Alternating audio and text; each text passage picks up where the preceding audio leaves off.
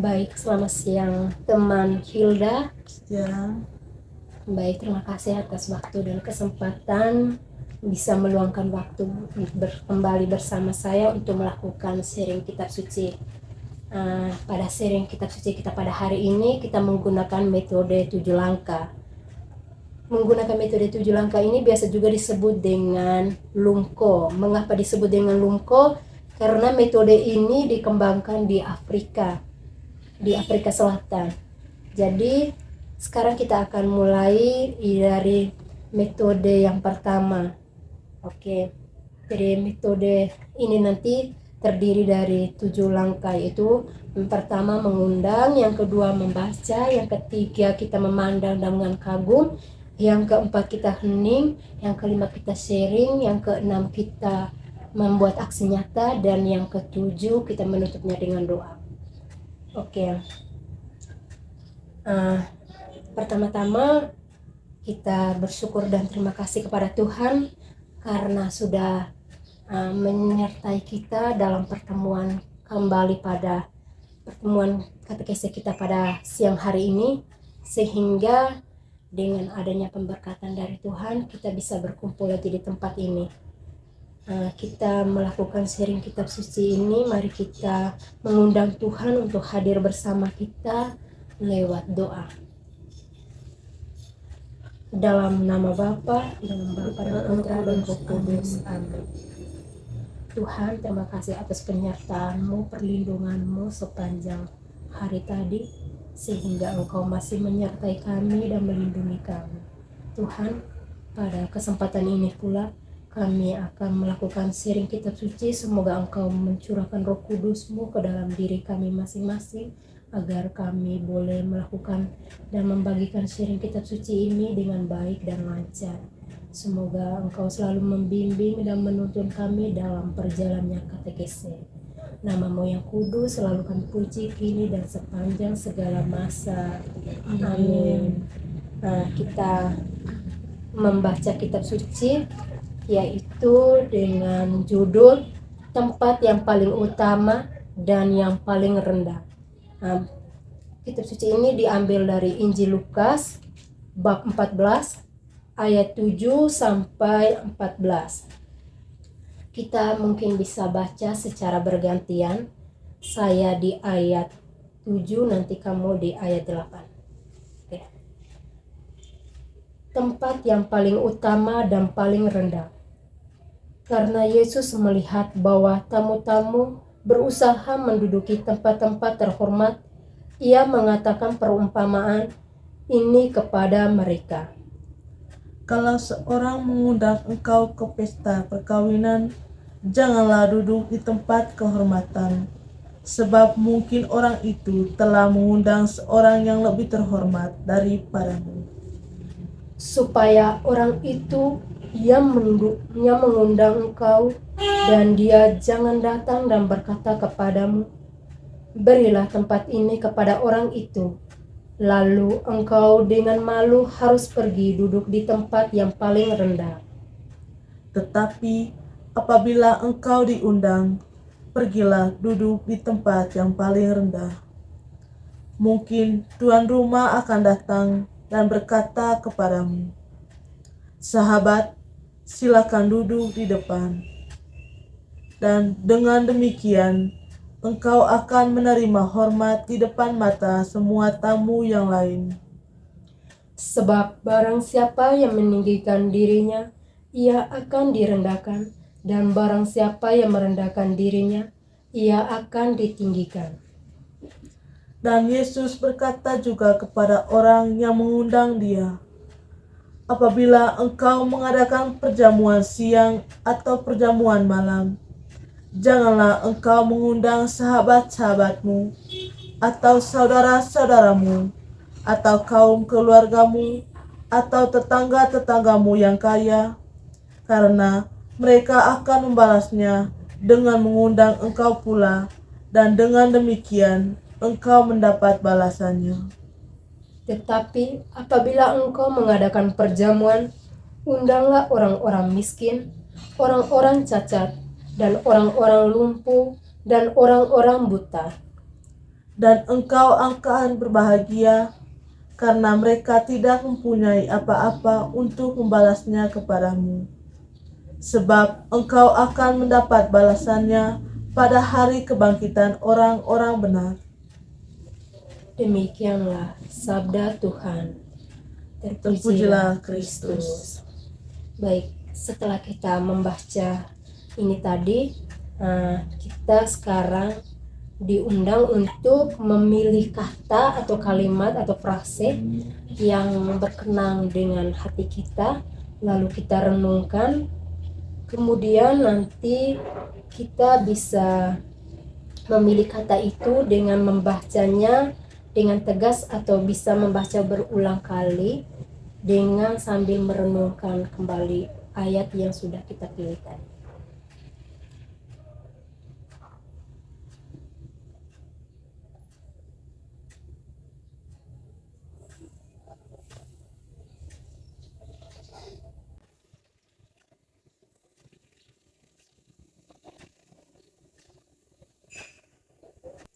Baik, Kak Selvin, di sini saya memilih ayat 8. Kalau seorang mengundang engkau ke pesta perkawinan, janganlah duduk di tempat kehormatan, sebab mungkin orang itu telah mengundang seorang yang lebih terhormat daripadamu.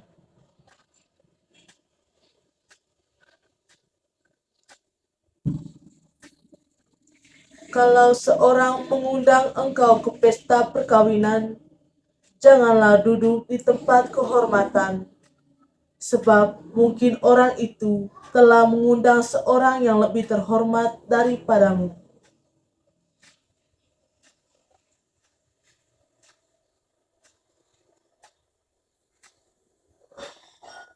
Baik, saya sendiri memilih janganlah engkau mengundang sahabat-sahabatmu atau saudara-saudaramu atau kaum keluargamu atau tetangga-tetanggamu yang kaya, karena mereka akan membalasnya dengan mengundang engkau pula, dan dengan demikian engkau mendapat balasannya. Tetapi apabila engkau mengadakan perjamuan, undanglah orang-orang miskin, orang-orang cacat, dan orang-orang lumpuh, dan orang-orang buta.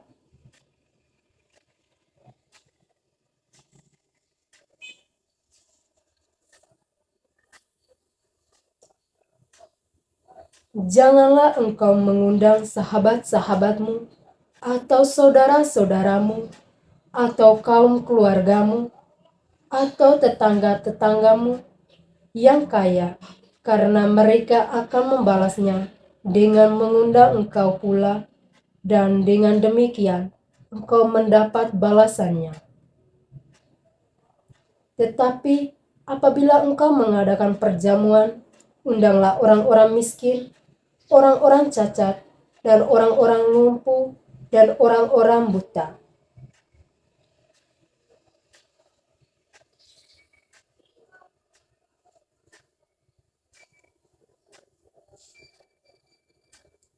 Baik, Kak Hilda, kita hening sejenak, kita membiarkan Tuhan berbicara kepada kita dengan ayat atau frase yang sudah kita pilih tadi.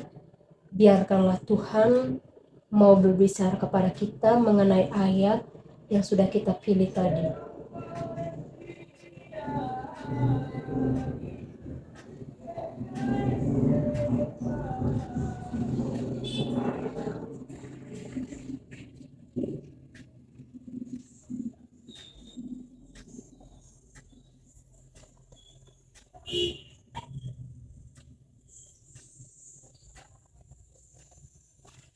Baik, dengan kita sudah mengheningkan, mari kita hubungkan dengan ayat yang sudah kita pilih tadi dengan pengalaman hidup kita untuk kita sharingkan.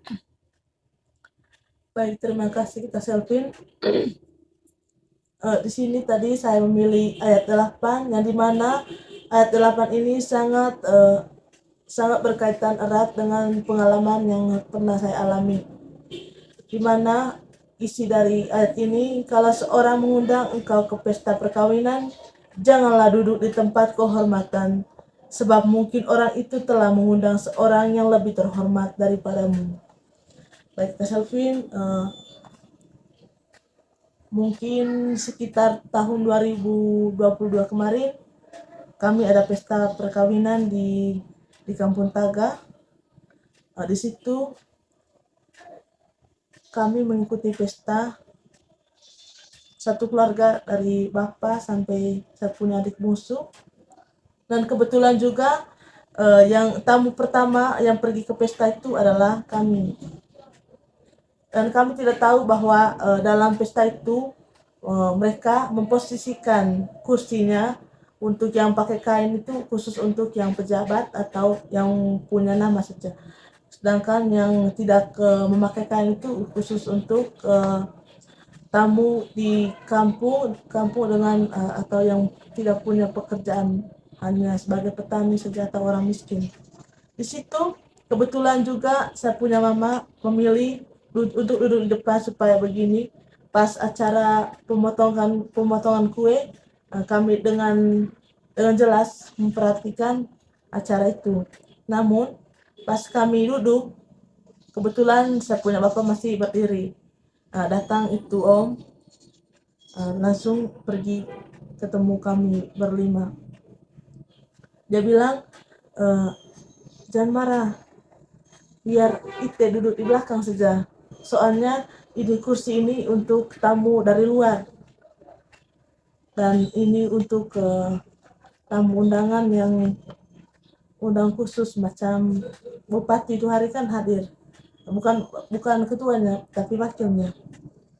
Akhirnya bahasa punya bapak kan malu toh, padahal di sini tadi ada padahal ini pesta tadi ada apa namanya, ada lihat dengan apa nih toh,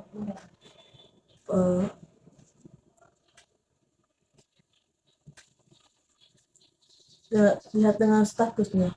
Namun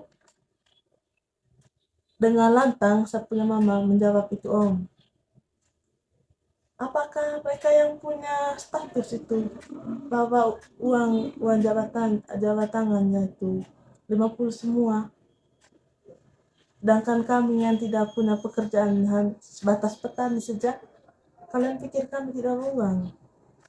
Sehingga kalian seenak-enaknya suruh kami duduk belakang, sedangkan kursi yang sudah diisi dengan kain ini untuk para pejabat saja. Akhirnya kami 3 orang ini, kakak saya yang saya punya adik ini, malu mau pulang ke rumah, tapi ada saya punya kakak sepupu, dia bilang jangan pulang, memang kalau pesta begini pasti ada saja tantangannya, perlu kesabaran. Namun saya punya mama ini tidak mau pindah untuk duduk di belakang. Akhir saya punya bapak juga ikut, sedangkan kami 3 mau pindah, tapi saya punya mama tarik terus, biar kita duduk di sini, nanti kalau dia datang lagi biar kita pulang saja. Akhirnya karena om itu malu dengan kata-kata yang dikeluarkan dari mama, akhirnya dia tidak mau tegur lagi. Itu makanya saya sangat memilih ayat ini, karena sangat berkaitan erat dengan apa yang pernah saya alami. Kebetulan juga di sini juga tentang pesta perkawinan, dan apa yang saya ceritakan juga berkaitan dengan pesta perkawinan. Jadi ini salah satu pengalaman yang berkaitan dengan isi dari kitab suci ini. Itu saja dari saya. Terima kasih. Baik Kak Hilda, terima kasih sudah membagikan sharing kitab suci dengan pengalaman kisah nyatanya Kak Hilda. Dan dari saya sendiri, tadi saya memilih ayat 12 sampai 13. Tadi, janganlah engkau mengundang sahabat-sahabatmu atau saudara-saudaramu atau kaum keluargamu atau tetangga-tetanggamu yang kaya karena mereka akan membalasnya dengan mengundang engkau bila dengan demikian engkau akan mendapatkan balasannya. Tapi bila engkau mengadakan perjamuan, undanglah orang-orang miskin dan orang-orang cacat dan orang-orang lumpuh dan orang-orang buta. Namun dalam kisah nyata saya, dalam pengalaman yang saya bagikan ini, yaitu masih bisa bilang pertentangan. Mengapa pertentangan? Karena kebanyakan kita itu mengundang orang-orang yang terpandang. Biasanya lebih banyak mengundang orang-orang yang kita kenal, seperti keluarga, sahabat-sahabat kita, kaum keluarga kita juga, tetangga-tetangga di sekitar kita, atau orang-orang yang lumayan bisa kita kenal. Nah, biasanya kita tuh lebih mengundang-undang mereka itu ketimbang kita mengundang orang-orang yang seperti orang miskin, orang cacat, orang lumpuh maupun orang buta. Padahal sebenarnya kalau seandainya kita memposisikan dengan ayat kitab suci ini, menurut saya ini sangat menarik untuk membagi pengalaman ini. Karena kalau kita berpikir untuk mengundang ini, memang kebanyakan kita mengundang itu orang-orang yang terdekat dengan kita. Namun yang kita undang itu juga pasti akan mendapatkan balasan. Karena kita tuh akan mengundang begini. Kalau saya bikin pesta ini saya harus undang ini. Karena nanti juga pas mereka buat acara, kita juga biasanya ini ikut terlibat lagi dalam undangan itu lagi. Kalau tidak, lebih pentingnya itu pas acara. Kalau pesta biasanya juga bisa macam ada putar balik begitu ya, ada kebalikan. Tapi yang lebih terharu itu biasanya pada kematian begitu.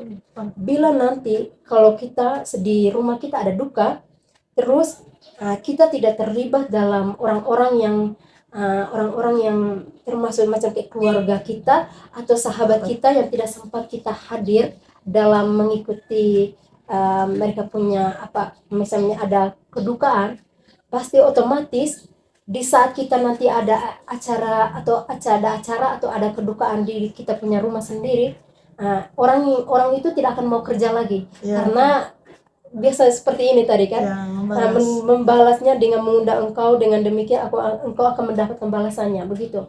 Jadi biasa yang kita rasakan itu lebih ketimbang kayak kebalik. Padahal ini di sini itu kita mengajarkan kita begitu, tapi di saat pandangan kita dalam kehidupan sehari itu kita malah terbalik. Kalau kita tidak mengikuti undangan itu, berarti di saat nanti kita undang, pasti orang itu juga tidak akan ikut ke acaranya kita. Sedangkan kita tuh jarang sekali mengundang orang-orang miskin, orang-orang cacat, orang-orang lumpuh. Padahal orang-orang seperti ini tuh mereka tuh mempunyai ketulusan hati yang sangat mendalam. Karena walaupun mereka dengan kesederhanaan mereka, dengan ketidakpunyaan mereka, tetapi mereka mempunyai doa yang paling tulus untuk kita. Itu yang perlu kita sadari dalam kehidupan kita, bahwa walaupun mereka tidak mempunyai apa-apa, tapi mereka mempunyai doa yang tulus kepada kita ketimbang sahabat-sahabat kita atau keluarga atau saudara-saudara kita yang kita kenal, karena mereka hanya menuntut balasan. Jadi semoga dengan ayat yang saya bawakan pada hari ini bisa membagi pengalaman kita dan bisa lebih menguatkan, bisa mengingatkan kita bahwa kita itu jangan memandang orang dari sisi-sisi yang bisa dikatakan lebih ketimbang yang kurang.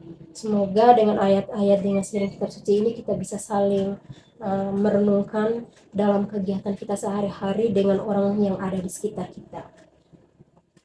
Oke, setelah kita membagikan sharing tadi, bagaimana kita menyusun aksi nyata ini, bagaimana di saat kalau keluarga kita ada di posisi seperti yang Kakak Hilda bilang tadi, di saat kita diundang ke pesta, tapi di situ adanya ketidakadilan karena ditempatkan itu hanya tempat orang-orang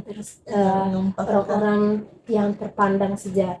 Bagaimana bila kita di posisi di situ, apa yang akan kita lakukan?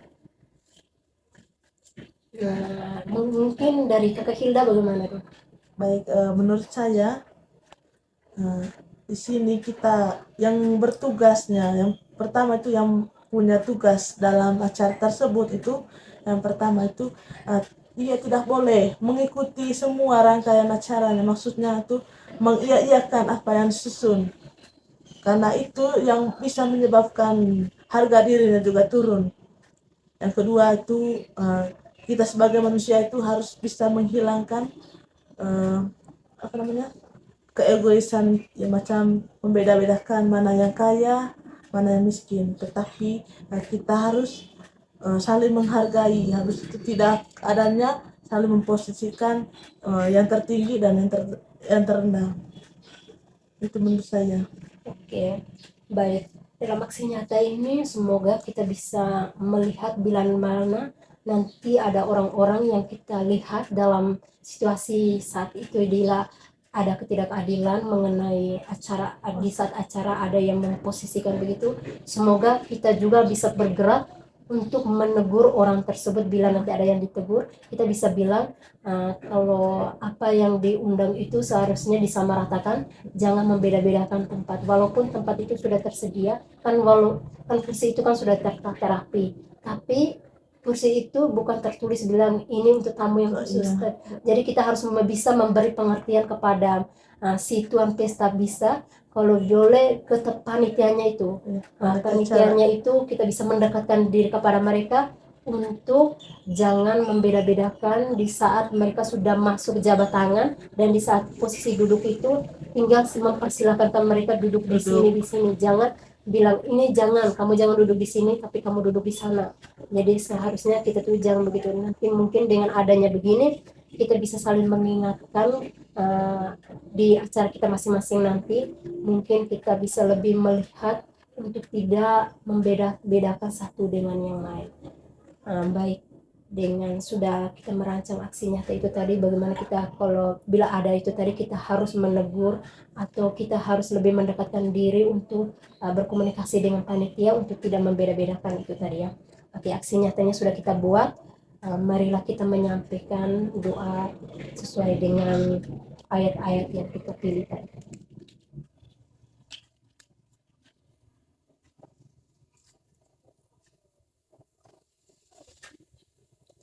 Ya Tuhan, semoga kami dapat saling menghargai satu sama lain dan tidak membeda-bedakan mana yang kaya dan mana yang miskin.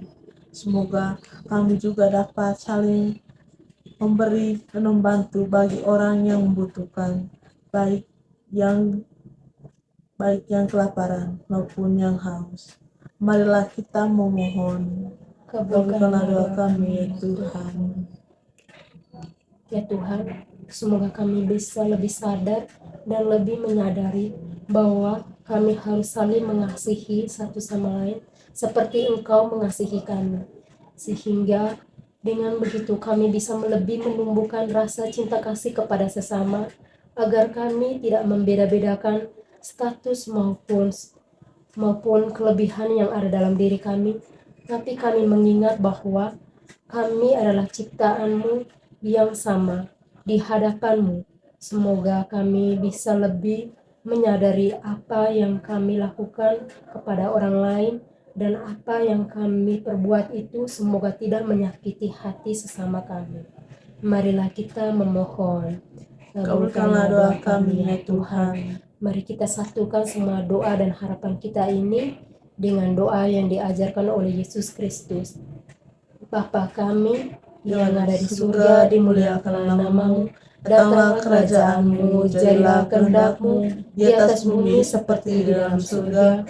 Berilah kami rezeki pada hari ini dan ampunilah kesalahan kami, seperti kami pun mengampuni yang bersalah kepada kami, dan janganlah masukkan kami dalam percobaan, tetapi bebaskanlah kami dari yang jahat. Amin.